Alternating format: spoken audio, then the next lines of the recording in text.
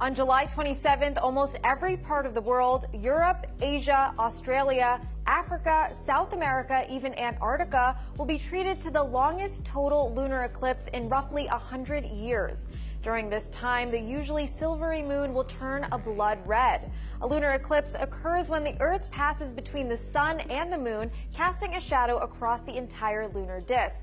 The moon is not blotted out completely, but instead turns a deep red, sometimes called a blood moon, as the sun streams through Earth's atmosphere, allowing only the red wavelengths to pass.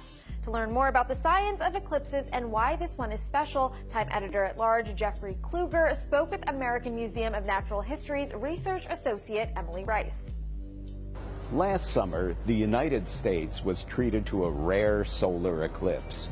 This summer, almost every other part of the world except the U.S. will be treated to a lunar eclipse lasting up to 1 hour and 43 minutes. A lunar eclipse is what happens when the Earth blocks out the light from the sun that would normally be reflected off the full moon, and that creates a total lunar eclipse when all of the illuminated part of the moon is blocked by the Earth's shadow. When it's the Earth doing the blocking, the Earth has an atmosphere, and so actually what we see is some of the red light that's kind of scattered through the Earth's atmosphere that still makes it into the shadow, creating that red effect on the surface of the moon.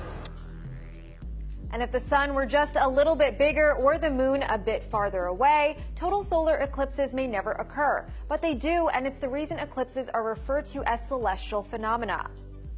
The Earth's shadow is always there, but the Earth's shadow is always exactly on the ecliptic. And the moon is usually a little bit above and below the ecliptic. And so they have to be exactly lined up in order for a total lunar eclipse to happen.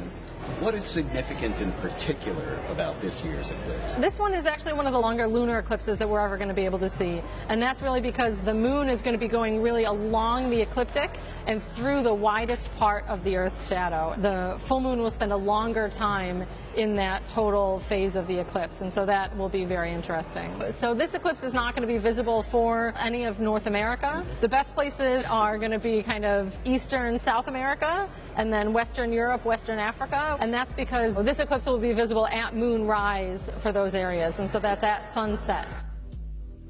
Those lucky enough to catch this year's lunar eclipse could also get a glimpse of Mars and the Milky Way. Sadly, by the time night falls in North America and the full moon rises here, the eclipse will already have ended. But it's 2018, so you can still catch the astrological marvel on a live webcast. And while there are usually 2 or 3 lunar eclipses in a given year, it's hard to not be in awe of the wonder that proved Einstein's theory of relativity. The moon really is our celestial partner out in space, and so it's nice that people are taking the excuse of a lunar eclipse to pay attention to the moon.